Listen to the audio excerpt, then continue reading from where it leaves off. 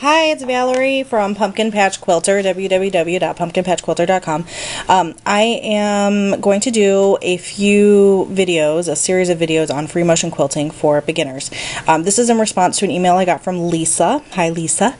She was requesting some long arm or free motion quilting on her domestic machine classes, and unfortunately right now my life is just not set up for that because my business is from my home. It's a lot to organize and fill classes, so maybe sometime in the future I would love to do that down the road, but right now this seemed like a good alternative. So I'm going to make this one quick. I just want to explain what I'm using and basically what you need to get started. I'm using a Juki 2010 or TL 2010Q. I think I uploaded a really quick groggy video about this machine. But I have free motion quilted on a number of other machines. My main machines were a Simplicity Quilter's Classic. That was, I think, my second ever sewing machine, and I used that for free motion quilting exclusively for like 6 years, 7 years. I have also quilted on a Brother SQ 9050, which is available at Walmart right now. It's an inexpensive Brother small little quilting machine. I quilted on a 1970s Euro Pro. I don't even know what the model was. It had no speed on it. It had no special functions at all. I have a white, I don't even know what model it is, one my mother gave me, a white vintage Brother, a whole bunch of machines. So you can free motion quilt on just about any machine as long as you can drop the feed and you have a darning foot. A table is really, really nice. If you're going to go buy a machine especially for quilting, I would make sure you get a nice size extension table. You will never regret getting a large extension table. So whatever size you can afford, I would get that, because if you're going to do a lot of free motion quilting, you're going to love it. You can start out without one. I've taught classes to people who didn't have them, and you can get started, but it's going to greatly improve the quality of your work and just the ease of the free motion quilting. The other thing you're going to need, you can see here, is my extension table. This is what I mean by an extension table. If you don't know, in another video I'll actually pull it off and show you. And then this is the base of my machine right here. It slips right in here. You can lift this up and get to my bobbin down under that. That's really nice about the Juki. My other machines didn't have that.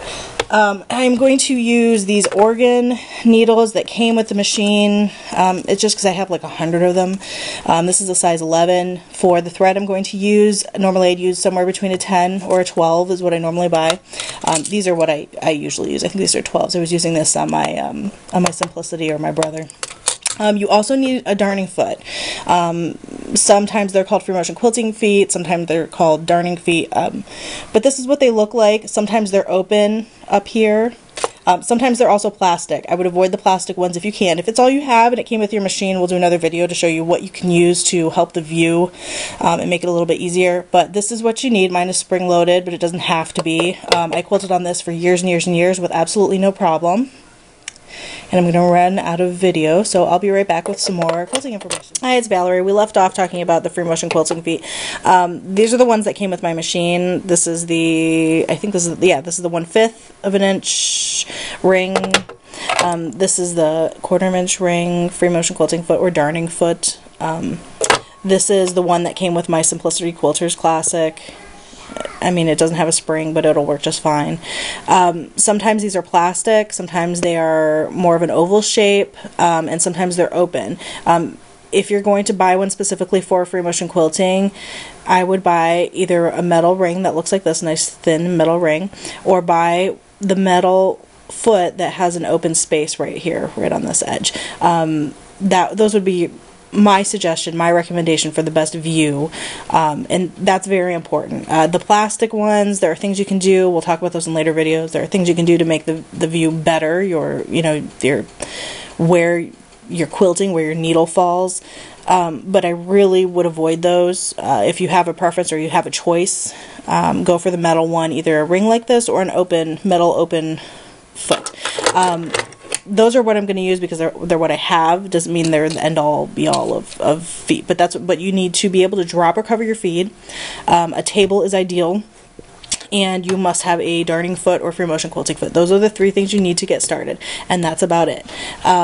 For these videos, we'll talk about thread and needle sizes later, but to keep it easy, I'm going to use 40 weight Robinson Anton thread. I just happen to have a ton of it. It came with my machine. I like it. It's very comparable to Glide, which is what I do.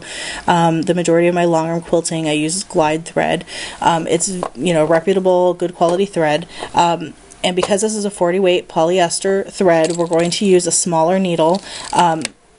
I have 80-12 Schmetz on hand. This is what I used on my other machines. Probably I would buy a 10, 70-10 first choice with this thread, but a 12 should be fine. You shouldn't have any issues. This is what I'm going to be using because they came with my machine. They're 11, 75-11. I just have a bunch of them, and they work just fine because I've used it already on my machine, and they work just fine. So this is what we're going to be using for these videos. If you have any questions about what you might need or where to purchase, where, you know, I can tell you where I bought things, and I can, you know, give you some idea of what I know, what you need. And then you want to have a extension table if you can. That will really help you. You need a machine that can drop the feed. We'll talk about that in the next video, how to drop your feed. And you want a darning foot. So that's all you need, and I will talk to you soon, and we'll get started. I'll show you how to start and stop in the next video, and we'll start doing some just really easy stippling, some really easy free motion quilting, and we'll talk about tension, setting your tension. All right, talk to you later.